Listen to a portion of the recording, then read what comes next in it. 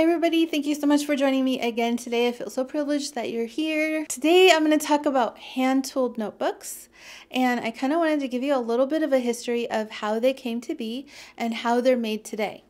So hand tooling, I'm not going to go into so much history that I have to tell you where hand tooling began, but you know what, I mentioned it, so why not? So hand tooling has been around for, I think, as long as the Western cowboy. Probably even longer than that. Probably before people came over on the Mayflower, people have been hand tooling leather.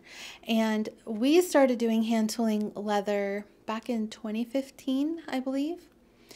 And it was kind of like a fun thing for all of us to do. We would all gather around the table, literally all of us that worked at Chic Sparrow. So Britta did some, everybody. We just all sat around the table and tooled leather, and I had workshops and taught everyone how to do it. And at the time, my floor manager was Tabitha. Wonderful, wonderful human being, and she took to it like a duck to water. And so when she decided that she wanted to make a career change, she decided to become a mother, which I think is one of the most admirable jobs a woman can do. Raising children isn't easy, and being good at it also not easy. And she's a great mom. And when she decided that she wanted to make that change in her life, I didn't want to separate from her. So I figured out a way to give her part-time work, and we still get to reap the benefits. Every time she does one, it's better than the last. And I can't even tell you how much I appreciate that she was willing to keep working with me, even though she's raising this beautiful little girl. She's forming our future in that little girl, and it's just amazing. She somehow finds time to do these, and I'm going to show you a few that she does. These are truly collector's items because each one is done, there's less usually than a dozen per design. So if you like any of them, snatch it up because she doesn't do more than that. She physically can't do more than that. And they are all hand done. There's no machine in this process. It's every little detail is done by hand. I'm going to show you some of them and talk about the differences from our other line, and also remind you that these are very unique and very limited. And I'm not trying to say that to put fear into you. If you don't like hand tooled, then that's not for you. The first one I'm going to show you is a little bird with her nest of eggs, her little nest. All right, and so this is a classic size right here, and so you can see that there are no pockets on the inside.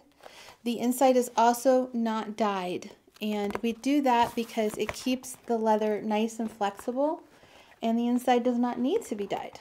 So it keeps the leather nice and soft.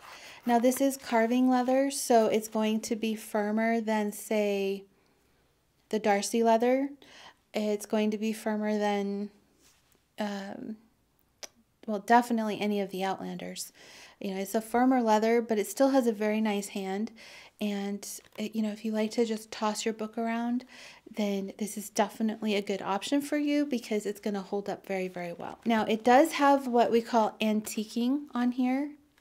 And the antiquing is designed to wear off. Okay, so that is how it is designed.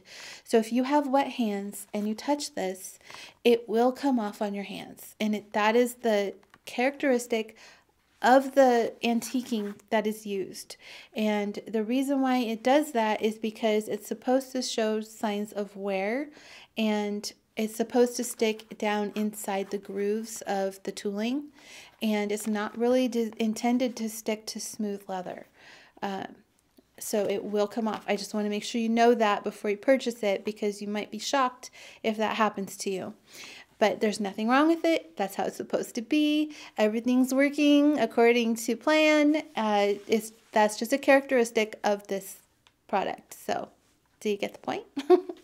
But all right, so let's look at another one. It says, I have no fear of depths and a great fear of shallow living. And it has mermaid scales in the circle. Okay. It has personal inserts in it. And this too is a classic, so there's no pockets on the inside. So this is a Pocket Plus, and you can see all the beautiful elastic there. And that's the front. Isn't that beautiful? Okay. So as you can see, the Pocket Plus holds a lot. Holds a lot. And it's very sturdy. Those are all those little pocket notebooks. So here's another Pocket Plus, and this is a Deluxe.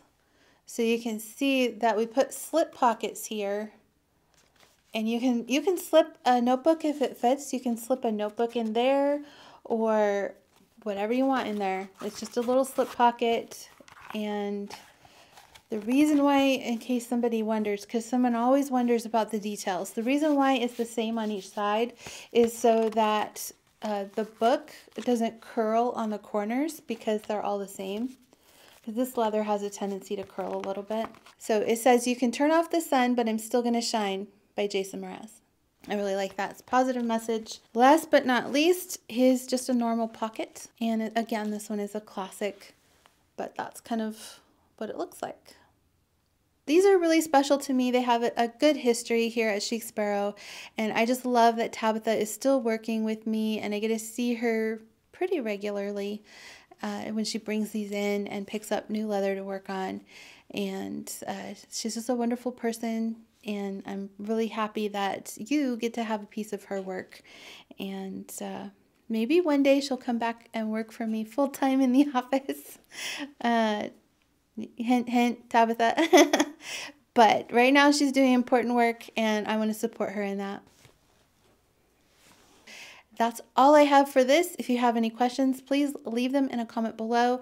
If you want to pick up one of these, head on over to our website and see what designs we currently have. And I will see you next time. Bye.